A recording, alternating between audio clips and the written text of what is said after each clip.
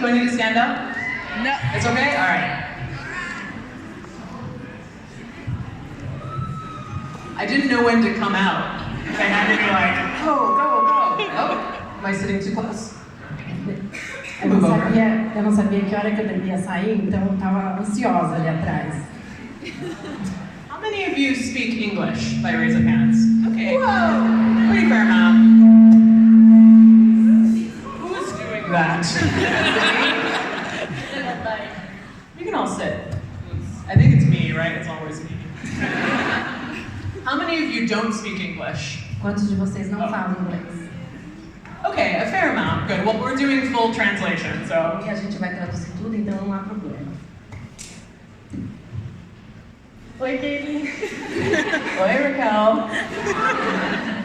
In America or United States, when you say oi, it's like oi. It's really intense. So I like that. That's just hello here.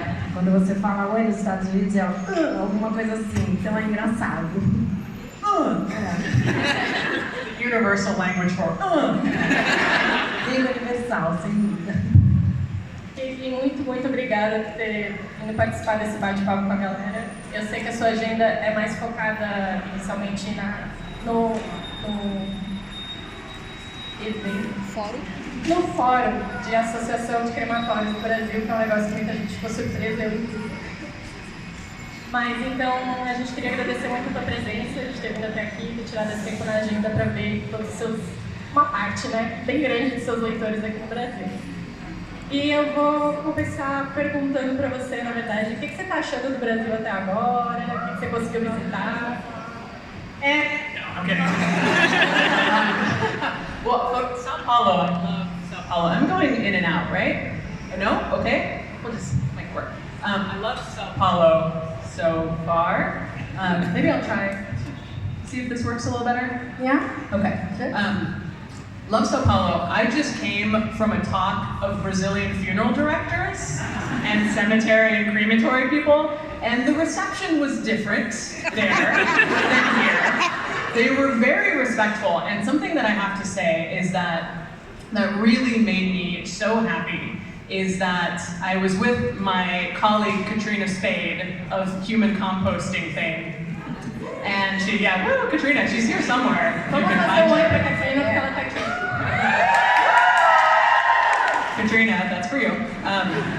And all the questions that they asked Katrina about the process were so respectful and so kind, and it makes me so angry that funeral directors in my country will be so tacky and disrespectful to her or to me, and it was just so nice to be at a professional organization where everyone was interested and asked good questions.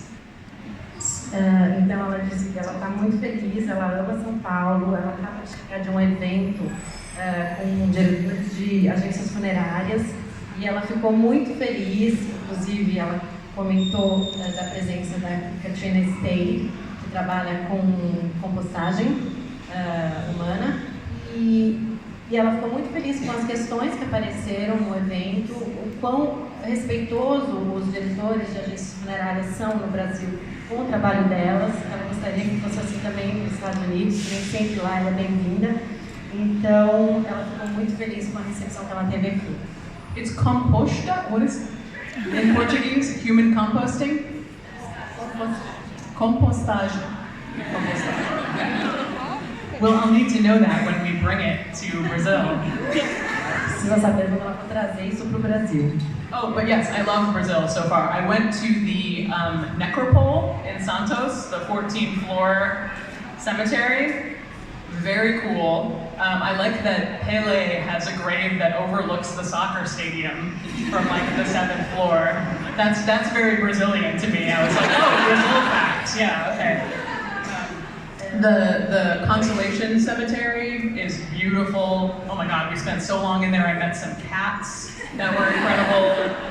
The sculpture in there is just gorgeous. The rituals that people are doing with the graves are gorgeous. It's, love it so far. No, I'm sorry, yes. I'm sorry, I have to be internationally translated. Bem, ela falou que foi na necrópole, no cemitério vertical que tem em Santos, que ela achou incrível. Ela adorou que tem já o túmulo do Pelé no 7º andar, com vista para o estádio, uma coisa bem brasileira. Ela achou super interessante. Ela falou que esteve também no cemitério da Consolação, adorou a maneira como as pessoas têm rituais, como o lugar é cheio de esculturas, de túmulos, cheio, né, sofisticado, cheio de coisas. Então, ela tem bastante do Brasil até agora. No primeiro livro, Confissões Crematórias, a DarkSide acabou lançando em 2016. E é um livro que você fala muito sobre a sua experiência de entrar nesse mercado funerário e como que foi ver esse mercado de dentro, né? E aí eu queria saber também o que você acha de mais problemático na forma como a indústria funerária opera. E aí, se der, também fazer uma breve comparação com relação a como você vê aqui no Brasil, seja pela experiência que você viu agora ou de pesquisas anteriores que você já teve.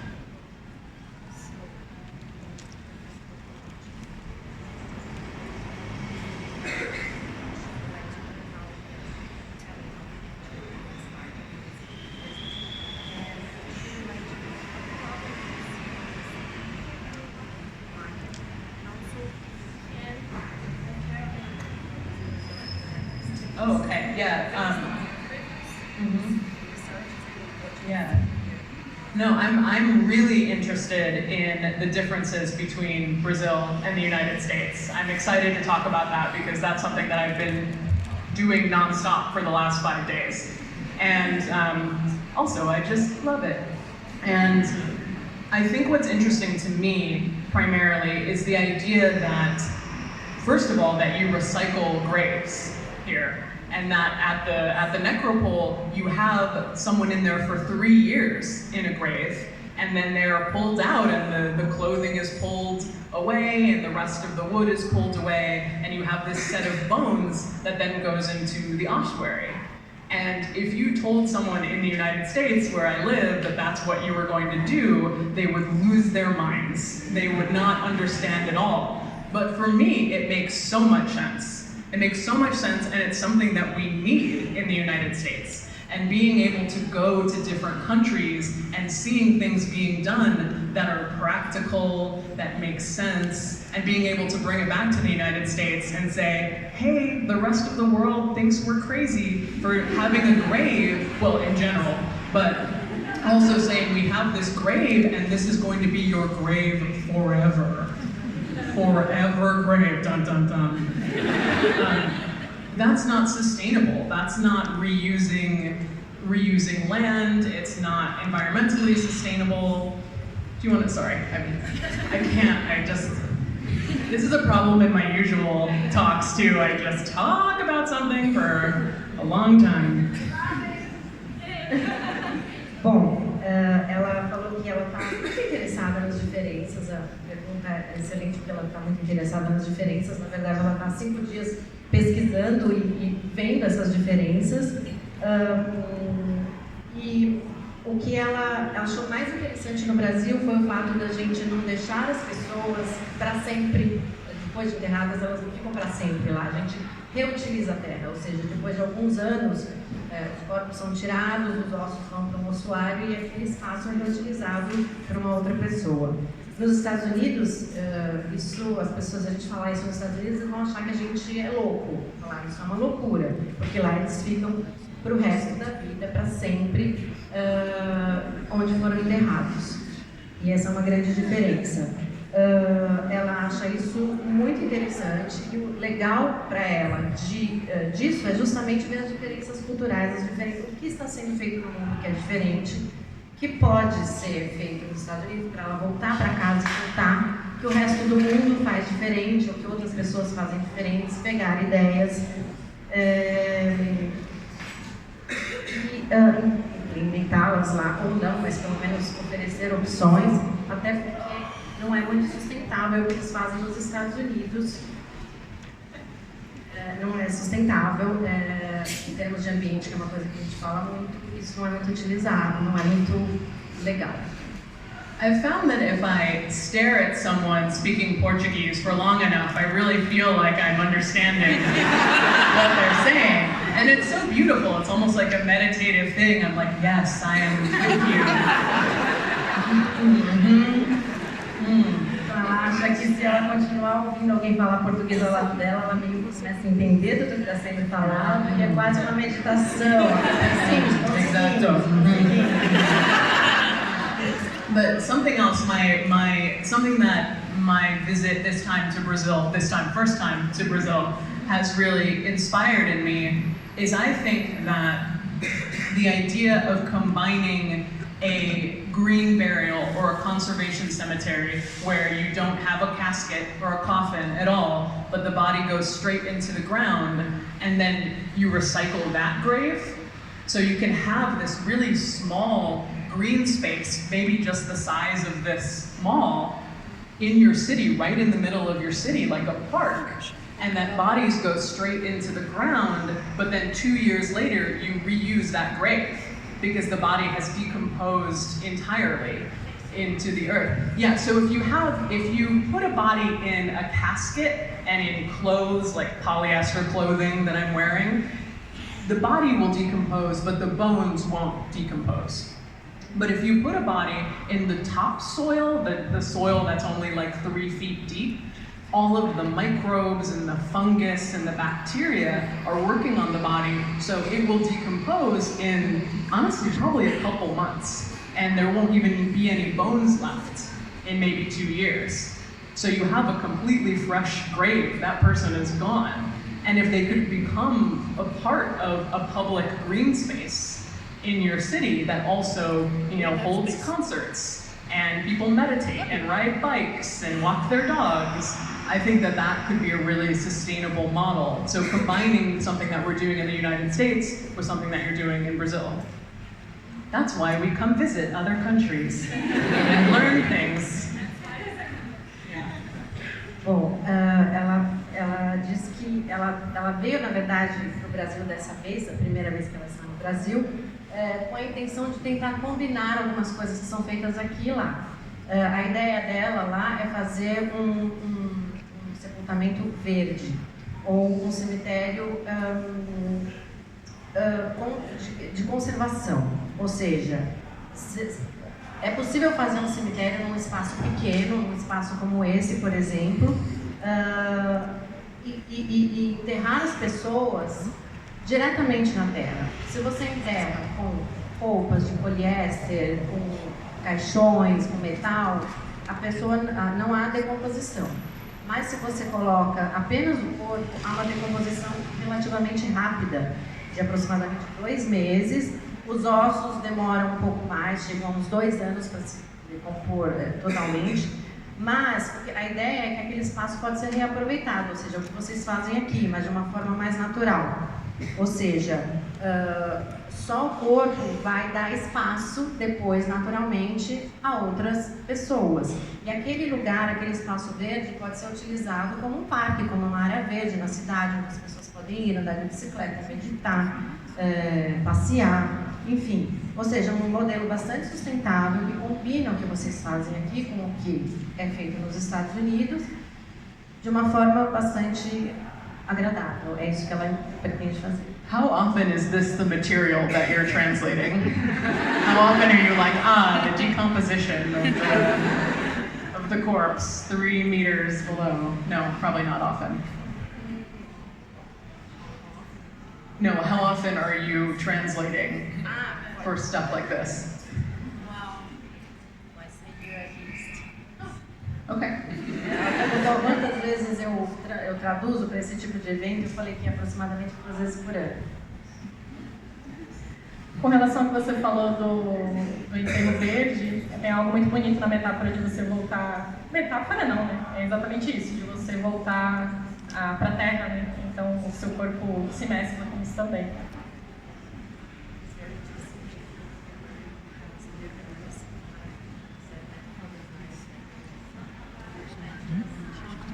Yeah, we say the same thing. We say you go back to the earth. And it surprises me how, I think that we've been hanging out, that's weird. We've been with a German funeral director this week as well. So it's myself and a German funeral director who were invited to speak at this funeral directing conference in Brazil. And what's interesting about Germany is, like Brazil, you have wooden caskets that the body has to go into the ground or to go into the crypt. The body can't just go into the ground.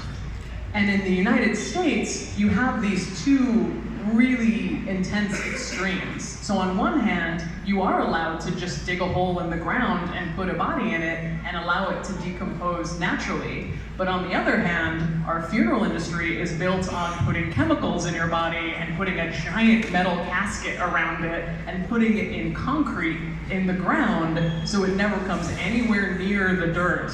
And it's like, grandma will be safe forever, but she won't, because the casket will pop, there will get water in it, and she turns into basically a mummy floating around in some water underground as opposed to going back to the earth. I also wonder if there are people here just to get food and like walking around the mall and like, what is going on? Okay. O que surpreendeu ela aqui no Brasil é justamente, na verdade, ela comentou que ela estava numa conferência com diretores de funerárias e havia lá também um diretor de uma funerária alemão.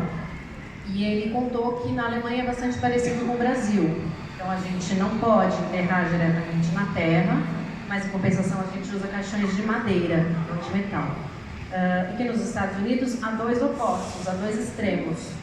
Você pode enterrar uma pessoa diretamente na terra, ou então a indústria funerária tradicional usa muitos químicos para embalsamar e depois eles colocam as pessoas em caixões de metal, que tem muito metal, ou seja, a ideia é oposta de um enterro diretamente na terra. E a ideia de colocar a pessoa diretamente na terra é muito interessante, bastante segura. E aí ela fez algumas brincadeiras, né? Nos Estados Unidos, você meio que mumifica a sua avó e ela fica ali mumificada por anos embaixo da terra, flutuando, porque ela não se decompõe e também, mas também não sai dali. Eu tenho uma curiosidade pessoal, inclusive, para te perguntar, que é como é o teu dia a dia como proprietária de uma casa funerária? Então eu me pergunto assim, a gente, nos nossos empregos, a gente sempre tem aquele dia do cão, né? Aquele dia que tudo deu errado, que tipo de problema, sabe? Quais são as coisas... O que é um dia ruim para você no trabalho? O que é um dia show? Everyone's laughing, so I know this is going to be a good question.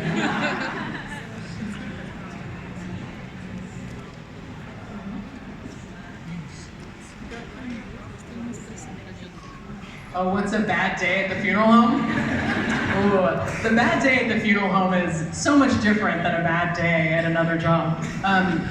Well, a couple weeks ago, so when a body transports to another state or another country, they just go on an airplane. They go on a normal airplane. And this particular body from our funeral home was on an airplane from California to Cincinnati, Ohio. And unfortunately, it went missing.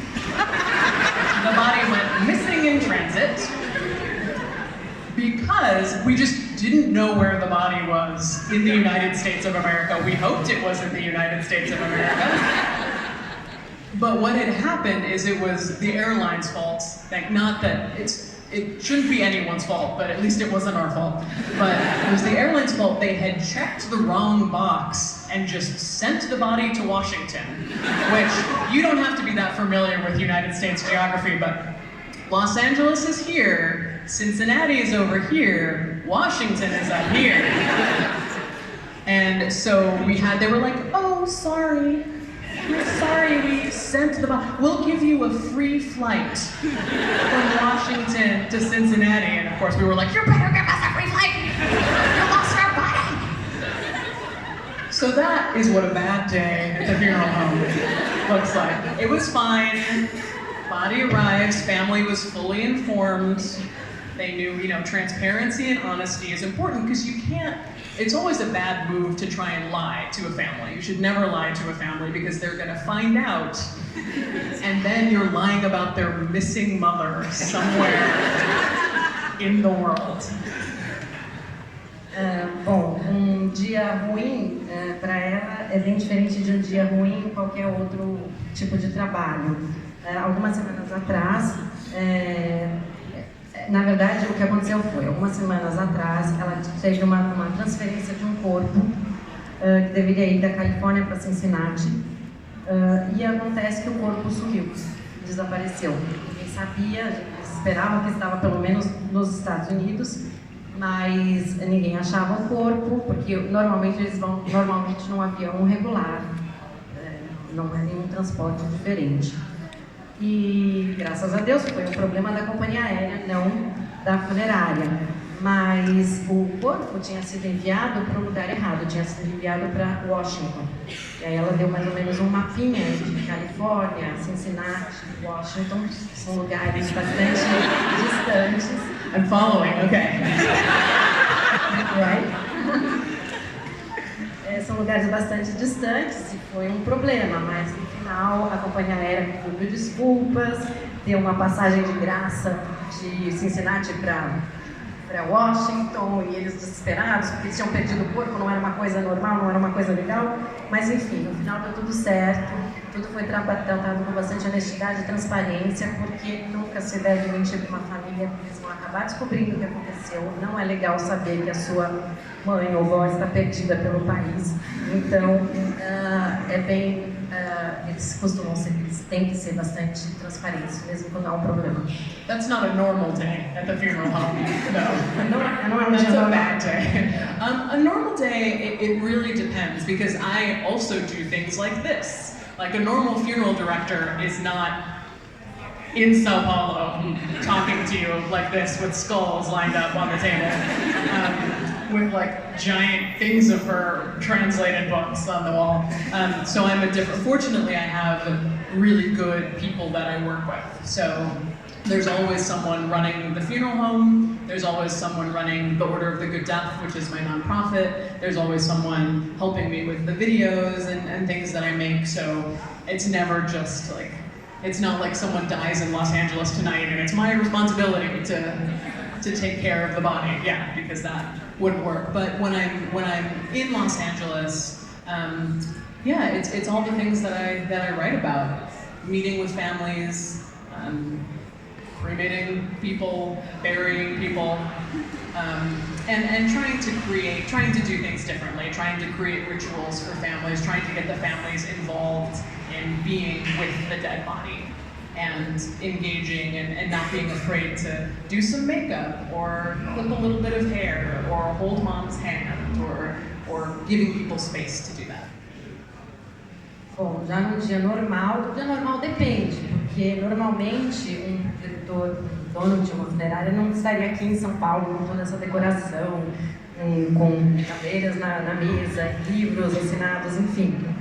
Então ela felizmente tem uma equipe que a ajuda com tudo que ela faz, tanto na funerária quanto nos vídeos que ela faz, que ela publica. Então ela tem todo um pessoal que ajuda bastante, ou seja, se alguém morreu hoje em Los Angeles, ela não precisa resolver isso, tem lá pessoas que resolvem para ela, mas normalmente o que ela faz é o que uma funerária faz, falar com as famílias, fazer enterros, cremações, tentar envolver as famílias em todo o processo, se precisar maquiar a pessoa que morreu, toda a rotina normal de um funeral, um sepultamento. Última perguntinha antes de abrir para vocês também poderem tirar suas dúvidas. Eu esqueci completamente de pergunta. Sim. Alguma família pediu alguma vez para você, não sei, enterrar o corpo com alguma coisa muito estranha, algum pedido muito inusitado que você recebeu e ou que você, ok, vou fazer, ou então, infelizmente, eu não consigo fazer isso?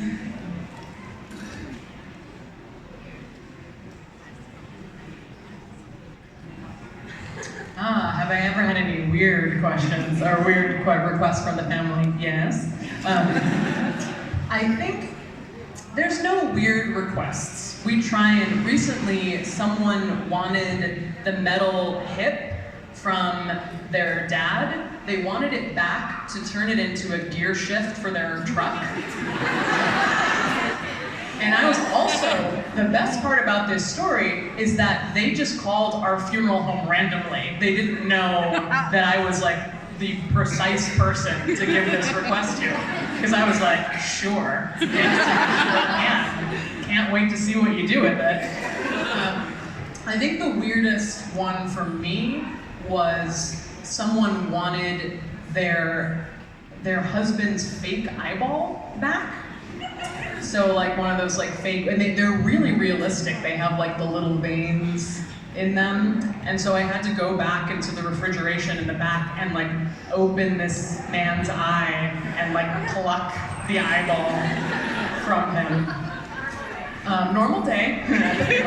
This was not a bad day. This was like, you know, and then I mailed it to the woman, the wife. But that was really, I mean, it was a fake eyeball, but it was just a bizarre feeling. He was like it was like a horror film or something, like. Bom, ela já teve sim pedidos estranhos, mas na verdade ela não considera nenhum pedido estranho. Ela acha que as pessoas têm direito de fazer o que elas quiserem. Se alguém quiser tirar o metal que está na cintura do marido e colocar na engrenagem do caminhão, do carro, tudo bem. Ela respeita e é engraçado que às vezes esses pedidos vêm a ela sem eles saberem que ela é a pessoa certa, que ela diria, claro, dá para fazer. Então, mas o mais estranho para ela, o mais diferente que ela fez foi uma esposa que pediu para ela tirar um olho falso do marido, ele tinha um olho falso, então ela teve que ir até a geladeira, tirar, né, sacar o olho dele e foi uma coisa um pouco esquisita. Ela teve um sentimento meio bizarro, uma coisa meio de filme de horror, chegar lá e tirar o olho dele e depois entregar para a esposa. Para a gente conseguir fazer também a sessão de autógrafos com vocês e tudo mais, a princípio eu vou abrir para 4 perguntas e a gente vê como é que funciona e qualquer coisa a gente consegue ainda perguntar mais algo para ela, tá? Mãozinhas no alto. Na verdade, essa mão acho que eu levantou primeiro. Deixa eu levar o... Come on down. Is this, oh, you're going over there, okay, cool. Hello. Hi, Caitlin. Hi.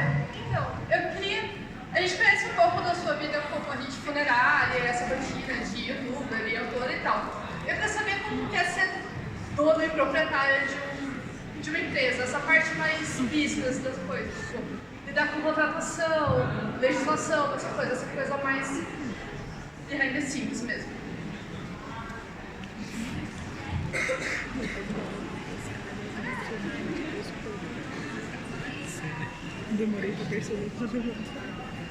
Oh, that's a great question. I'm thinking about that a lot recently because I started doing this because what I'm doing right now is what I'm passionate about. I'm passionate about the future of the funeral industry. I'm passionate about different cultures and different rituals and talking to people like you and learning all of this. And the past couple months, I've just been like doing bank statements and like filing taxes, and there's so much, like I want to grow the business so that we can help more people and we can expand the funeral home and we can expand all the things I'm doing. But if you're the boss, I read a quote recently that you get promoted into a job you don't want. And that's where, like, I don't want to do numbers, I don't want to do management, I don't want to do all of that. I want to just do this. This is much more fun, and it's what I'm actually good at. So I've learned a lot about management and business and numbers and balancing books and all of that, but I'm hoping to move to a place where I can give that to someone else. And I can just stand here with my skulls and chat with you, because I think I'm more beneficial that way. And I think, honestly, something about becoming a good business person is knowing what you're not really good at and what isn't helping the world by you doing, like me spending 12 hours pulling my hair out doing financial transactions is not helping the world in any way. So being a businesswoman is cool, but I'm having to learn to give away some of it. That's a really great question, though. No one ever asked me that. Thank you. Bom, ela tem pensado muito nisso recentemente, porque, na verdade, isso, estar aqui, falar com pessoas, viajar o mundo, descobrir outras coisas, é o que ela mais gosta de fazer. E nos últimos meses, tempos na vida dela, ela tem feito muito isso, a parte administrativa, banco, impostos, toda a parte burocrática. E ela está pensando em expandir os negócios, então ela está muito nessa administração ultimamente. E quando você é o chefe, ela usou um ditado que diz que quando você é o chefe, você é promovido para fazer um trabalho que você não quer. E, na verdade, ela é boa nisso, e não na parte business. Ela tem aprendido muito sobre a parte de negócios, mas ela gosta mesmo de ficar aqui perto dos crânios, falando com pessoas. Então, ela tem se tornado melhor na parte administrativa, porém, não é o que ela gosta, e ela espera que um dia ela possa passar isso para frente, para alguém fazer por ela, para ela fazer a parte que ela mais gosta. Até porque a parte administrativa não ajuda o mundo a se tornar melhor, não ajuda as pessoas. Então, ela prefere que um dia ela possa deixar isso um pouco mais de lado e fazer mais a parte que ela gosta e que ela é melhor. See, that's what I said. It's cool that you talk to her like I talk to her. You like become my proxy. Yeah. Hi. Hi. I like to... What people say when they say, oh, I do this, eu mexo com os cadáveres ali, because when I say, I work with homicide, the people look like, whoa, do you make films? You're like a person stranger. It's very strange generation. Do you want to translate to Portuguese? A pergunta é, ela gostaria de saber o que as pessoas falam quando ela conta o que ela faz. As pessoas se assustam, as pessoas, qual é a reação mais comum? So it's basically, what do I tell people when they're like, oh, you work with death? I think something that I am very lucky to have is just an incredible confidence that talking about death is the right thing to do, and being comfortable with death is the right thing to do and to feel. So I rarely have someone say to me like, oh, well, someone has to do it, or oh, isn't that morbid, or isn't that weird? But something that really helps me, if anybody ever comes at me with that energy, is to just ask them a question, to ask them a question back, like, wow, you really seem afraid of what is a really natural part of life. Like, what happened in your childhood that made you so afraid of death? You know, like, how can we help you? How can we have this conversation? Make it clear to them while being nice. You're not being like mean about it, but asking them and making it clear to them that they are the ones who are having a problem here. I'm just, again, hanging out with my skulls. But I think it's much weirder and much more morbid to be terrified of death. That's a much harder way to live. My life is fine. Bom, ela é bastante sortuda porque ela é muito confidente quando ela fala de morte, dessas coisas. Então, ela se sente muito confortável em falar. E isso acaba sendo passado para as pessoas. Então, as pessoas nunca chegam para ela e falam, ai, credo. Ela não tem esse tipo de reação normalmente, pela atitude dela. Então, ou as pessoas falarem, alguém tem que fazer isso, né? Alguma coisa desse tipo. Ela não tem isso. Mas quando alguém vem com esse tipo de energia, normalmente ela faz uma pergunta de volta. Ela pergunta o que aconteceu na infância da pessoa para ela ter aquele trauma, para ela não conseguir falar de morte, que é uma coisa tão natural, deveria ser muito natural para todo mundo, e sempre sendo simpática, nunca devolvendo uma coisa agressiva. Porque, na verdade, a pessoa que não sabe lidar ou falar com isso é que tem um problema, não eu estou ótima aqui com as minhas esqueletos, com minhas caveiras. Então, a minha estratégia é perguntar de volta. Hi, Caitlin, right Hi, here. hi, hello. Hi. Oi. Oi. First things first, I just want to say thank you for the work that you do. It's really important for a lot of us here, if not all of us. And what I wanted to ask and tell, actually, is a story from my grandmother's funeral. We were there, we were having the ceremony, and while the ceremony was happening, the company, the funeral company, kept calling my aunt, who was organizing the whole thing, for them to pay. They were charging the payment while the funeral was happening. And it left a very bad taste in my mouth, and I wanted to know how you would deal with this, like as an advice for if you knew this was happening, this was a practice that you were aware of. Hold on, I'm see what I'm translating. I can translate if you want. You can do it? Okay. Bom, ela agradeceu, obrigada, é muito importante você estar aqui, importante para todos.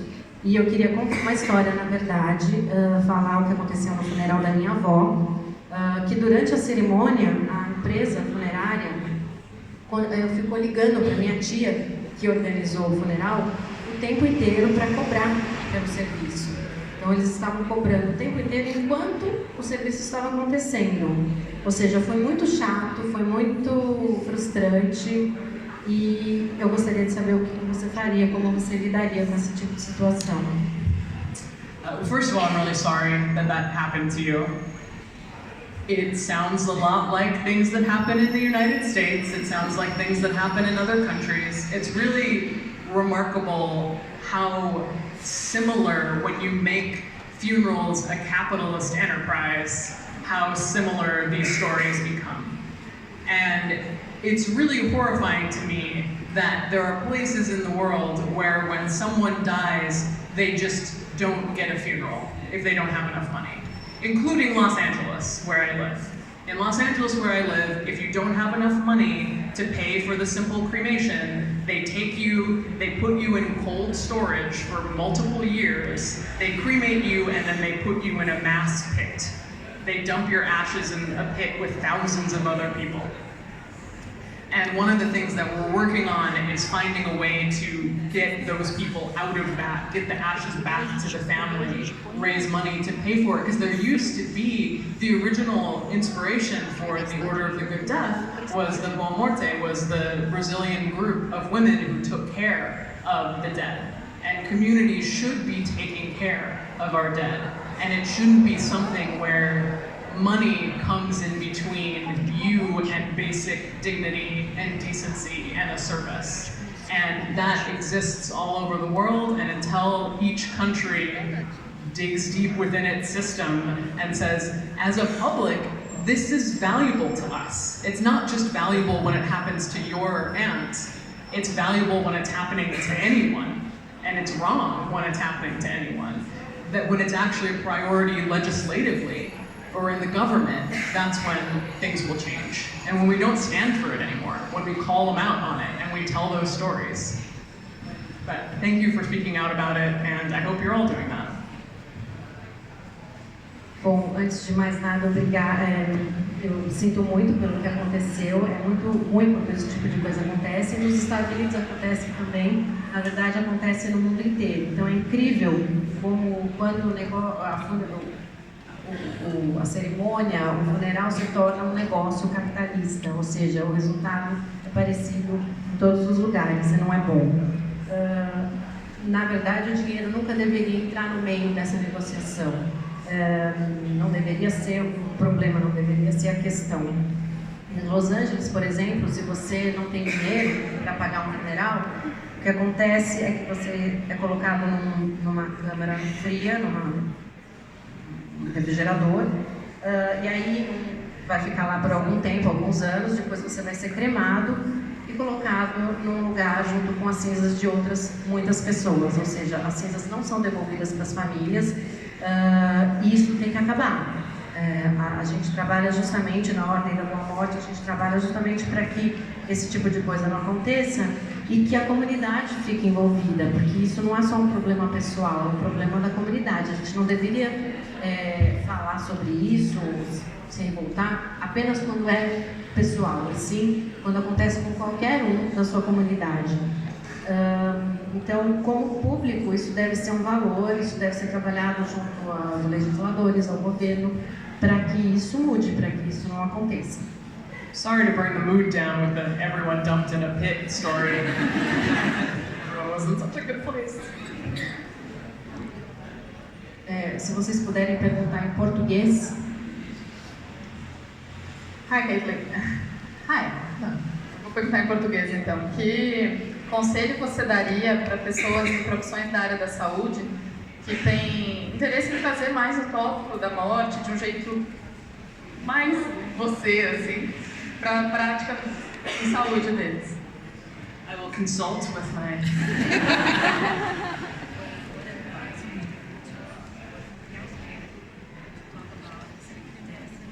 Oh, that's a great question. I think some of our best allies in what I'm trying to do are people in healthcare, are people in hospice, nursing homes, who work in hospitals, who work in healthcare in general. It's really important because if we have, it's interesting to me how someone could even have a really beautiful death. You know, there are candles going and music playing and it's beautiful and they slip away and then they have an experience like that with a funeral where someone's calling them about money and all of a sudden we've ruined everything.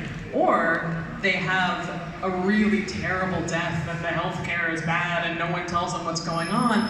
And then even if they have a really nice funeral, it's also been kind of ruined. You need this continuum is the word we use, continuum of care that starts with people in healthcare and doing end-of-life work. And if there's honesty the whole way, and there's transparency the whole way, and the family feels like they're involved the whole way, we can create this really, and there's always going to be bad deaths. Deaths that are violent, deaths that are unfair, that are sudden, and we have to address those as well.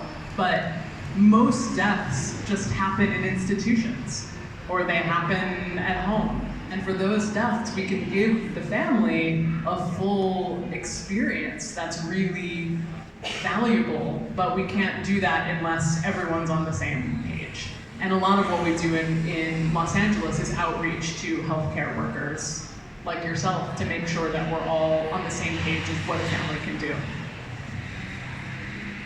Na verdade, as pessoas que trabalham com medicina, com cuidados de saúde, são os nossos maiores aliados, porque trabalham eles em hospitais, como enfermeiros, como qualquer clínicas, porque se você consegue dar uma boa morte para a pessoa, isso implica também que ela tenha tido um bom tratamento antes da morte, ou seja, um trabalho, a gente chama isso de trabalho continuado.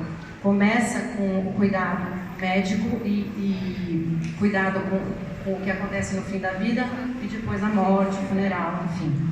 Então, tudo tem que ser trabalhado sempre com transparência, honestidade, para que isso seja uma continuidade. E esses profissionais são aqueles que vão começar o processo que a gente vai terminar, porque se um lado ou outro é ruim, acaba arruinando tudo.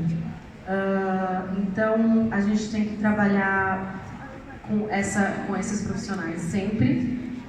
Eu trabalho com esses profissionais e sempre vão haver mortes ruins, mortes que não são justas ou violentas, mas a maioria delas, das mortes, acontecem em casa ou em hospitais, instituições, ou seja, esses profissionais praticamente fazem parte do processo. E essa experiência toda tem que ser uma experiência que ofereça valor à família, que tenha um valor, que tenha um significado. Então, em Los Angeles, ela trabalha bastante com esse tipo de profissional. É realmente um trabalho continuado. Oi, Caitlin. Where are you? I do not see you. Hi. Okay. Hi. I'm sorry, I'm quite far behind. Eu que tenho uma pergunta que eu vou dividir um pouco em três. Na verdade, o primeiro é para te falar que em São Paulo tiveram peças de teatro nos cemitérios públicos. Eu achei que talvez você fosse gostar de saber disso. A segunda coisa é eu trabalho num sindicato de servidores públicos que inclui os trabalhadores do serviço funerário. E houveram ações do Ministério Público porque eles tinham condições de trabalho muito degradantes, né? De não ter luva para fazer exumação, de passar fome porque não tinha, né, lugar para fazer refeição, então são condições muito precárias, né? Então eu fiquei curiosa de como são as condições de trabalho dos trabalhadores do serviço funerário nos Estados Unidos e se você vê diferença entre o serviço funerário público e o serviço funerário privado, porque o serviço funerário público permite que todas as pessoas tenham acesso, né, aos velórios, ao serviço funerário, e se você vê essa diferença no país que você visita. Okay, all right.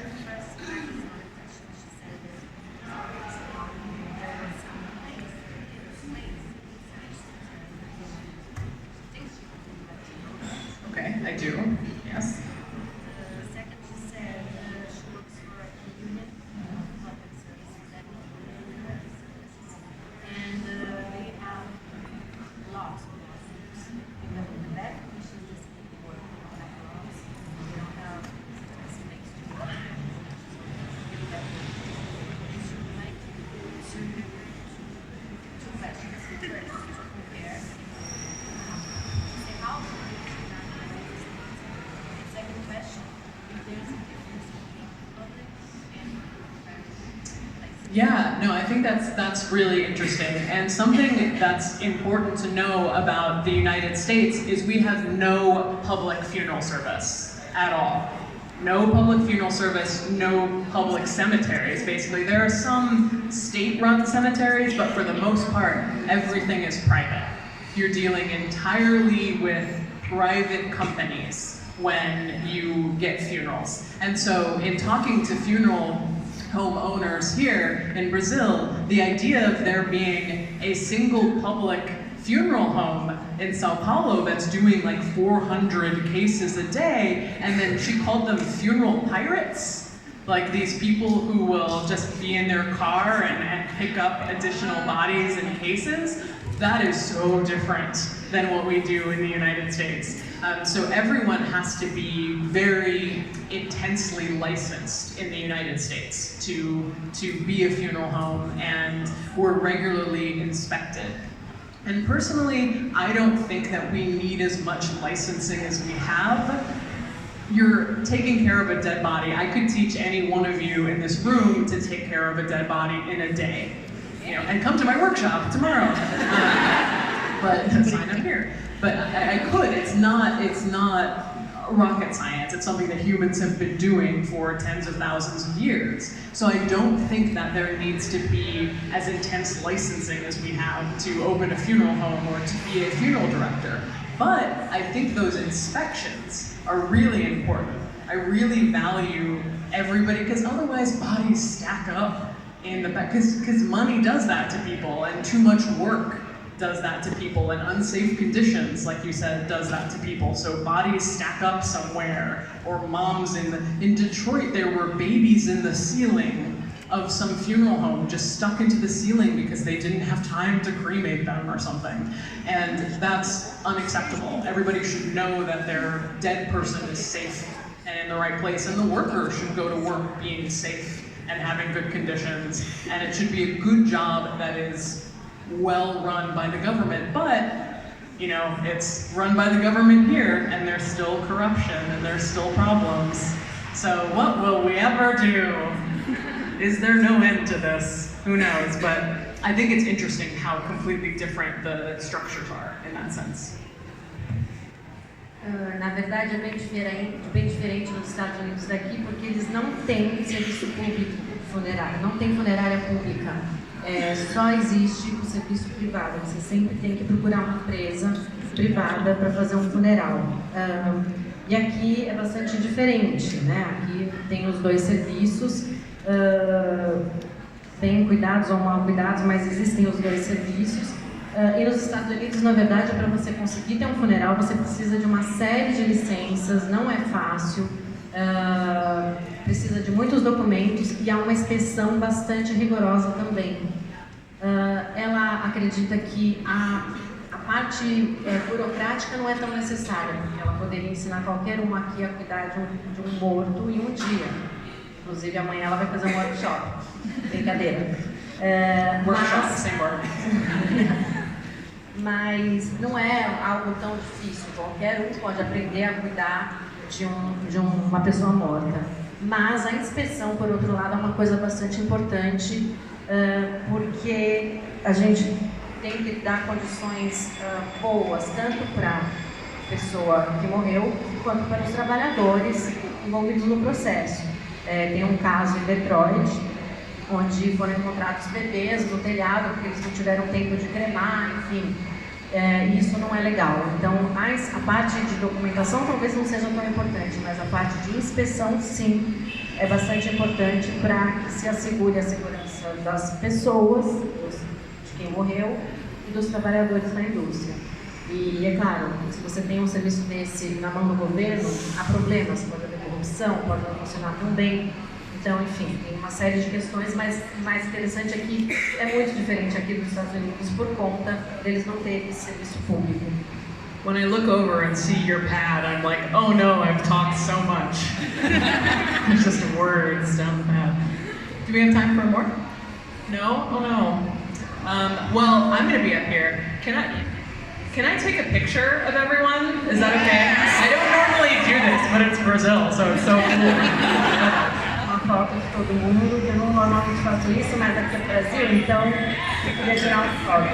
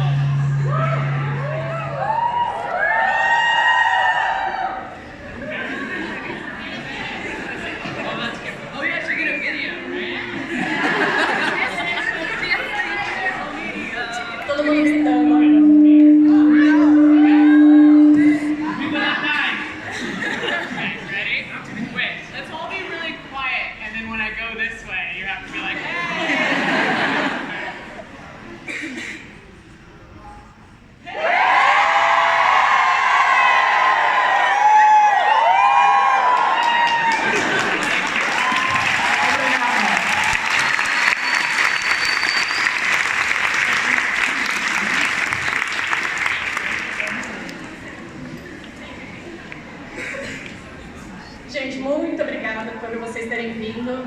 A gente adoraria deixar mais tempo para perguntas, eu vi muitas mãozinhas no ar, mas para a gente conseguir fazer a sessão de autógrafos, a gente tem que correr um pouquinho.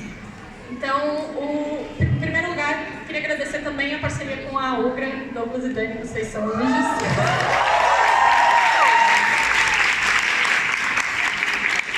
Para quem não conheceu a loja ainda, para quem ainda não teve tempo de entrar, fiquem à vontade e voltem sempre que puder, é uma loja incrível. E a gente sempre vai ter os nossos livros aqui também. E é isso, então vou passar para o Douglas dar uns recadinhos a respeito da sessão de autógrafos em particular, tá bom? Obrigada, gente!